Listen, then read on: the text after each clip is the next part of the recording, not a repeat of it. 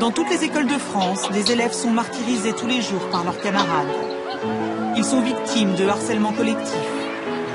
Un enfant sur 10 est concerné par le harcèlement dans la cour de son établissement scolaire en France. Un rapport qui fait état d'une augmentation inquiétante du nombre de cas de violence à l'école. Petite Émilie, 6 ans et demi, est l'unique fille d'une famille reconstruite. Une mère pour qui elle est toute sa vie, et un beau-père qui l'aime comme si elle était de lui. Si gentille, si belle, des yeux qu'on sorcelle, pour toute sa mère, elle en était la prunelle. Elle ne pouvait pas vivre l'une sans elle, leur relation était devenue plutôt fusionnelle.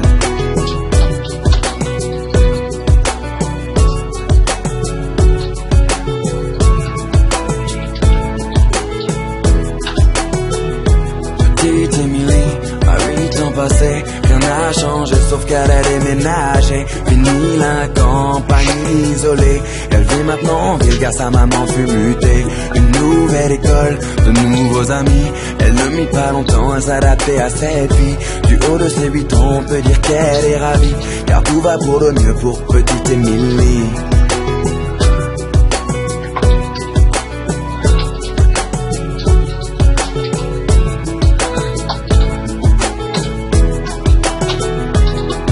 Émilie, à 10 ans, était devenue une petite fille comblée. On peut dire que l'école lui plaisait. Bonne élève pour maman, elle en était une fierté. Un peu rondelette, de bonnes petites joues.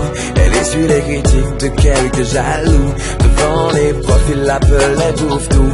Mais ce ne sont que des enfants après tout. Depuis quelque temps, une nouvelle forme de violence se développe sur les réseaux sociaux. Elles prennent différentes formes, elles peuvent prendre la forme de châtiment corporel, mais elles peuvent aussi prendre une forme plus insidieuse, qui est tout ce qui est la violence plus psychologique. Petite Émilie, à 12 ans maintenant, adolescente enfermée aux grandes dames de maman. Fini le joli visage souriant, c'est une petite fille maussade qu'elle est devenue à présent. Faut dire qu'au collège, tout avait changé, trop d'élèves ne faisaient que de se moquer. Partout elle se sentait rejetée, tantôt frappée, tantôt injuriée. Elle se demandait comment faire face, elle était devenue le souffle-douleur de la classe.